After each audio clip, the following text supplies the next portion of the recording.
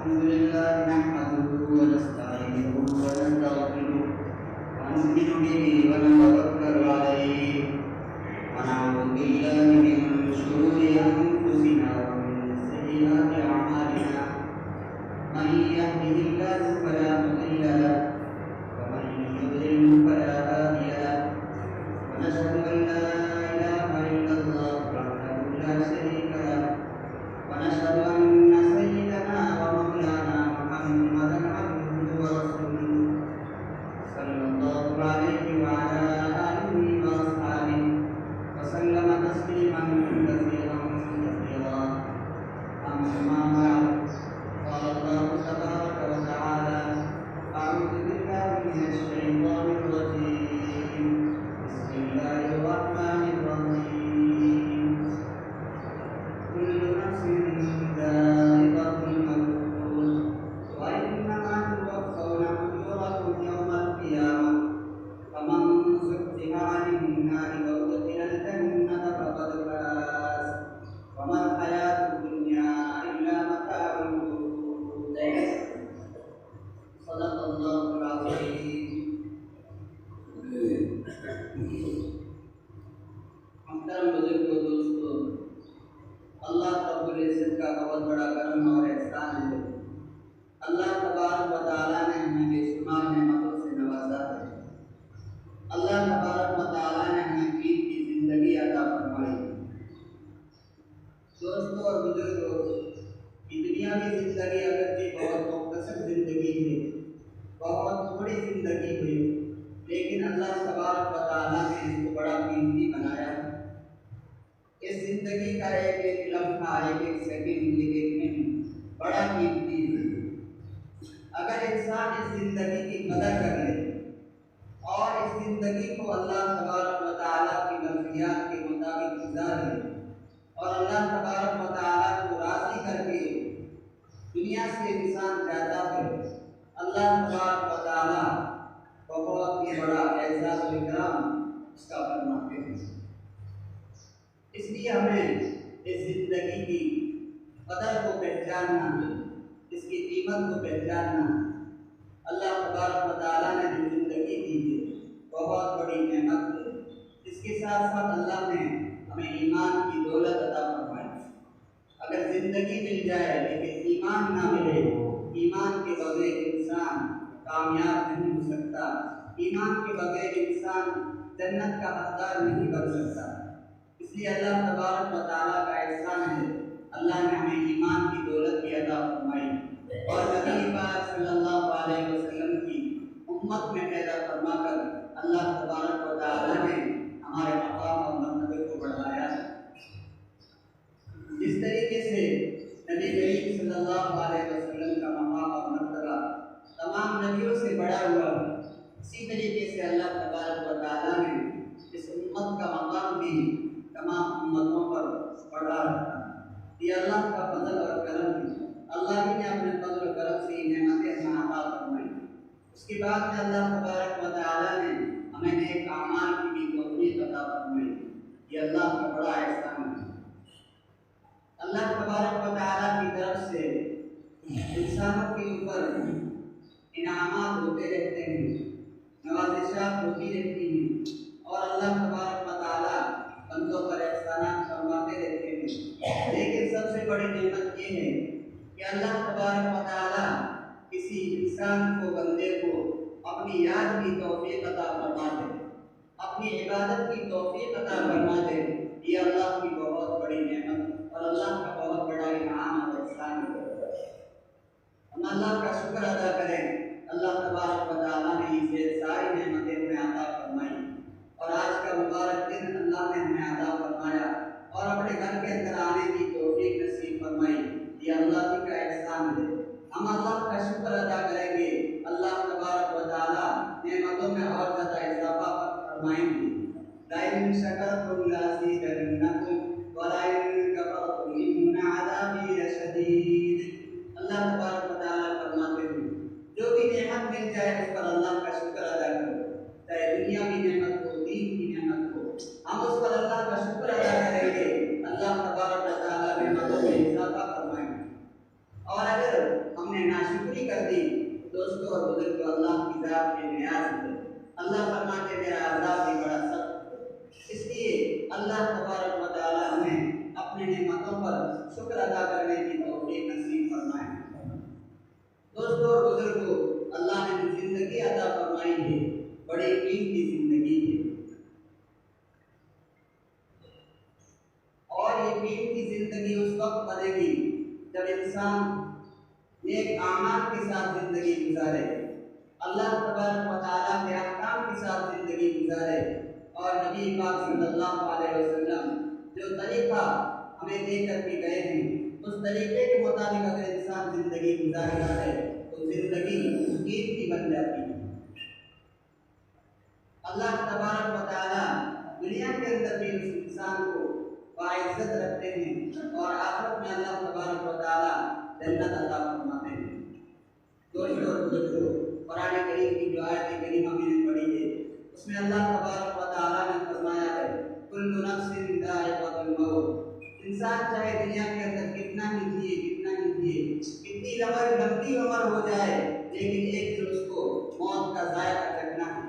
ایک دن اللہ کے دربار میں حاضر ہونا ہے۔ اس لیے دوستوں اور بزرگوں، ہم سب کو اللہ کے دربار میں جانا ہے اور اپنی پوری زندگی کا حساب دینا ہے۔ ہمیں یقین ہے کہ ہمیں ایک دن ضرور موت آئے گی اور اللہ کے دربار میں حاضر ہونا ہے اور اپنی پوری زندگی کا حساب دینا ہے۔ اس کے باوجود اگر ہم غفلت کے اندر زندگی گزارے تو یہ ہماری ناسمجھی ہے، اس لیے ہمیں ہوشیار ہونے کی ضرورت ہے، اور آخرت کی زندگی کو سامنے رکھ کر کے ہمیں دنیا کی زندگی کو گزارنا ہے۔ دنیا کے اندر بڑے بڑے بادشاہ آئے، حکمران آئے، اور بڑے بڑے اولیاء اللہ آئے، نبی آئے، ولی آئے، سب نے دنیا کو چھوڑا اور سب اللہ کے دربار میں حاضر ہو گئے۔ دوستوں اور بزرگوں، ہمارے حضرت قاضی موسیٰ صاحب جو پورے علاقے کے لیے، پورے راجستھان کے لیے بہت بڑی خیر اور ایک بہت بڑی برکت تھی، اللہ تبارک و تعالیٰ نے ان کے ذریعے دین کے بڑے بڑے کام کیے ہیں، اور اللہ تبارک و تعالیٰ نے ان کو پوری زندگی دین کی خدمت کے لیے قبول فرما لیا تھا۔ ابھی ایک صاحب صبح میں فرما رہے تھے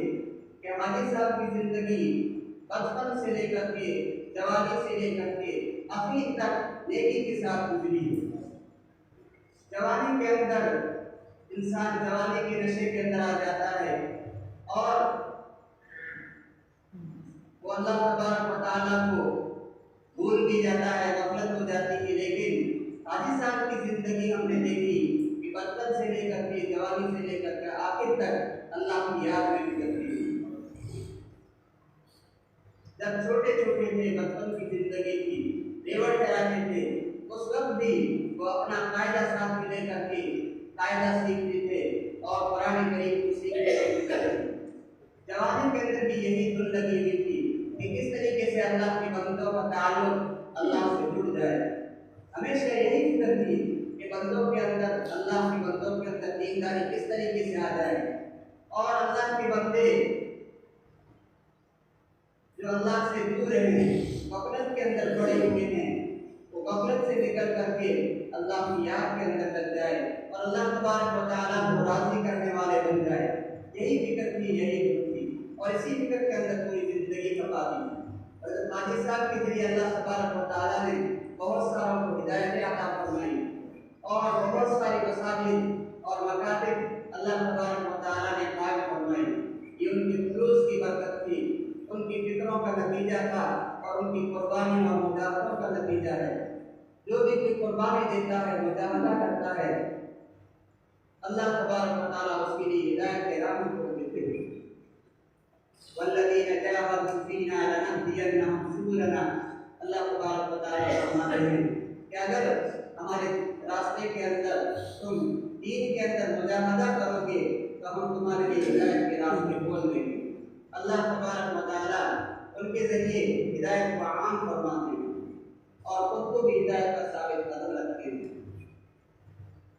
اللہ تبارک و تعالیٰ نے ان کی قربانیوں کی برکت سے فکروں کے نتیجے میں بہت بڑا کام کیا ہے۔ بہت سارے ہمارے سامنے واقعات ہیں، بہت سے اللہ کے بندے ایسے تھے جو کبھی نماز نہیں پڑھتے تھے، لیکن حاجی صاحب کی دعوت سے اور حاجی صاحب کی دعاؤں سے جب حاجی صاحب نے ان کو دعوت دی اور انہوں نے نماز شروع کر دی، آخری دم تک نماز نہیں چھوڑی۔ بہت سارے اللہ کے بندے ایسے ہیں ہماری اس بستی کے اندر، بہت سارے لوگ ہیں جنہوں نے نماز کو حاجی صاحب سے سیکھا ہے۔ کچھ بھی پڑھے لکھے نہیں تھے لیکن حاجی صاحب نے محنتیں کی، کوششیں کی تو نماز سکھائی، آج نماز پڑھ رہے ہیں اور ان کے ذریعے جتنے دین کے کام شروع ہوئے ہیں اور چل رہے ہیں یہ سب ان کے لیے صدقہ جاریہ ہے، اور جب تک چلتے رہیں گے قیامت تک ان کا ثواب ان کی روح کو پہنچتا رہے گا۔ اللہ تبارک و تعالیٰ ان کا نعم البدل عطا فرمائیں۔ آج ہم اس رحمت سے محروم ہو چکے ہیں، آج ہم حاجی صاحب کی دعا سے محروم ہو چکے ہیں، لیکن حاجی صاحب نے ہمیں جس طریقے پر چھوڑا اور جس طریقے پر لگایا ہے ہمیں اس پر قائم رہنا ہے۔ ان کی یہی فکر تھی کہ بندے اللہ کے بندے دین پر چلے اور ہر گھر کے اندر دین زندہ ہو، ہر طبقے کے اندر دین زندہ ہو، جوانوں کے اندر، عورتوں کے اندر، بچوں کے اندر، بزرگوں کے اندر، ہر طرح کے دین کے زندہ ہونے کی فکر کرتے تھے۔ اس لیے ہمیں بھی فکر کرنا ہے، ہم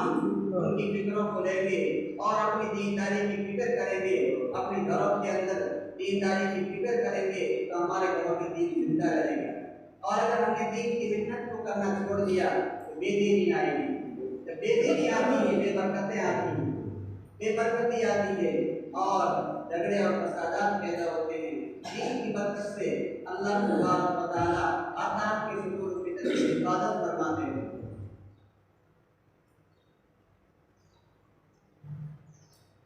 سنت و شریعت کے بڑے پابند تھے حاجی صاحب، سنت پر چلنے والے تھے، اور اسی وجہ سے اللہ تبارک و تعالیٰ نے ان کی باتوں کے اندر اثر رکھا ہے۔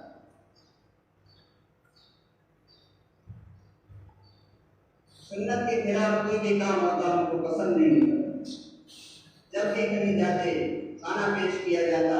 سب سے پہلے دسترخوان کی فکر کرتے، بغیر دسترخوان کے کبھی کھانا نہیں کھاتے، ہاتھ دھو کر کے کھانا کھاتے تھے، اس کا ہمیشہ خیال رکھتے تھے، اور کھانے کی جو آداب ہے جو سنتیں ہیں اس کے مطابق کھانا کھایا کرتے تھے۔ اسی طریقے سے ہر عمل کے اندر، وضو کے اندر، نماز کے اندر اللہ کے نبی صلی اللہ علیہ وسلم نے ہر طریقہ بتایا ہے۔ زندگی گزارنے کے جو بھی طریقے سنت طریقے ہیں اس پر پوری طرح عمل کرنے کی کوشش کرتے ہیں۔ اسی طریقے سے زہد و تقویٰ، دنیا سے بے رغبتی، یہ حاجی صاحب کی خاصیت تھی۔ دنیا کی کبھی فکر نہیں تھی، جو کچھ میسر آیا، جو کچھ مل گیا تو اسی پر صبر کر لیا، اور اللہ تبارک و تعالیٰ نے بہت اچھی زندگی گزاری۔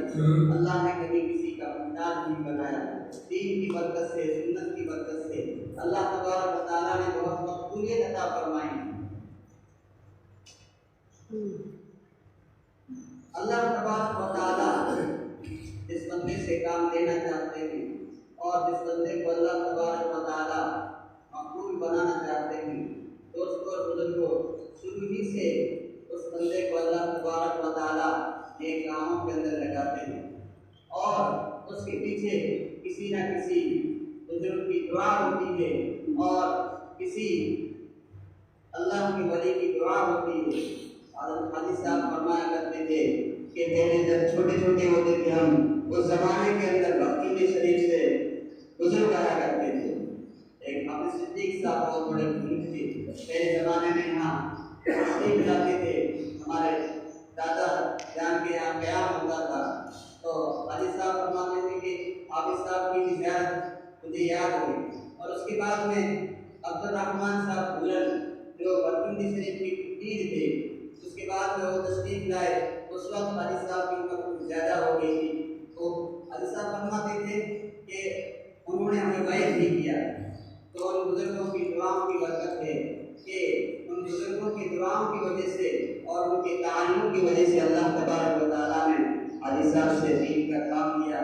اور پورے علاقے کے اندر دین کا کام لیا۔ دعا کریں کہ اللہ تبارک و تعالیٰ حاجی صاحب کی خدمات کو قبول فرمائیں، اور ان کی جو فکریں تھی اور ان کی جو محنتیں کوششیں تھیں، اللہ تبارک و تعالیٰ ہمیں بھی جو فکریں اور کوششیں کرنے کی توفیق نصیب فرمائیں، اور ہمیں زیادہ سے زیادہ دین کی فکر کرنے फरमाएं। और ये जो मस्जिद और ये जो मदरसा कायम हुआ है, उन्हीं बुजुर्गों की दुआओं की बरकत है, उन्हीं की कुर्बानियों का फेर है। उन्होंने बड़ी कुर्बानी पेश की, दुआएं की। अल्लाह तबारक व तआला ने उनकी कुर्बानियों के नतीजे में, दुआओं के नतीजे में ये दीन का काम जो चल रहा है, इसके साथ साथ मदरसे का काम भी, तालीम का काम भी अल्लाह ने शुरू फरमा दिया। ये भी उनके लिए सदका जारिया है। इस मस्जिद के लिए, मदरसे के लिए हमेशा फिक्रमंद रहते थे और आखिर में भी इसके लिए फिक्र किया करते थे। और इसके लिए भी जहाँ तक हो सका जमीन का जो हिस्सा वक्फ कर दिया अल्लाह के रास्ते में और अपने लिए सदका जारिया करके गए। अल्लाह तबारक व तआला इस इदारे को, इस मस्जिद को क़यामत तक आबाद फरमाए और इसके फैज़ को अल्लाह तबारक व तआला पूरी दुनिया के अंदर आम और दान फरमाए। और अल्लाह तबारक व तआला इस सिलसिले को हमेशा जारी रखे और इस मस्जिद को आबाद रखे। आप तमाम हज़रात से दरख्वास्त है कि हाजी साहब के लिए ज़्यादा से ज़्यादा इसारे सवाब करें और हमेशा अपनी दुआओं के अंदर याद रखें और वालिद साहब के लिए भी दुआ फरमाएं। वालिद साहब की भी बड़ी मेहनतें थी और बड़ी कुर्बानियाँ थी। शुरू में यहाँ कोई हाफिज नहीं था, उनको शुरू ही से कुरान शरीफ सुनने का बड़ा शौक था। तो यहाँ से तरावी पढ़ने के लिए मलाज जाम मस्जिद के अंदर वहाँ जाते थे तरावी कुरान सुनने के लिए। जानका और वालिद साहब, हाफिज साहब वगैरह यहाँ से इफ्तार के वक्त में रवाना हो जाते थे और तरावी के वक्त मलाज जाकर के कुरान शरीफ सुना करते थे। और एक मरतबा हाजी साहब फरमा रहे थे कि जब हम वापस आ रहे थे तो वालिद साहब ने कहा कि हाजी साहब अपन भी अल्लाह से दुआएं करें, अल्लाह से मांगे अपने को भी अल्लाह ने औलाद दी है। अल्लाह तबारक व तआला अपनी औलाद को भी हाफिज बना दे ताकि हम कुरान सुनाने लगे और यही सुने। तो हमने बैठ करके वहाँ जगह दुआ की। अल्लाह तबारक व तआला ने उस दुआ की कबूल फरमाई। उनकी दुआ की बरकत से अल्लाह तबारक व तआला ने आज उनकी औलाद के अंदर हाफिज और उलमा किराम पैदा कर दिए। ये उन्हीं की दुआ की बरकत है। और अल्लाह तबारक व तआला हम गुनहगारों से भी दीन का काम ले रहे हैं। दुआ फरमाए अल्लाह ताला हमारी छोटी छोटी मेहनतों को कबूल फरमाए और आखिरी तक दीन की खिदमत के अंदर अल्लाह तबारक व तआला हमें इखलास के साथ लगे रहने की तौफीक नसीब फरमाए और अल्लाह तबारक व तआला उनकी कब्रों को जन्नत का बाग बनाए और जन्नत की हवाएं खुशबुएं अता फरमाकर अल्लाह तबारक व तआला अपने बुलंद मकाम अता फरमाए। Thanks for watching. Don't forget to like, comment, share and subscribe to Al Wahid channel.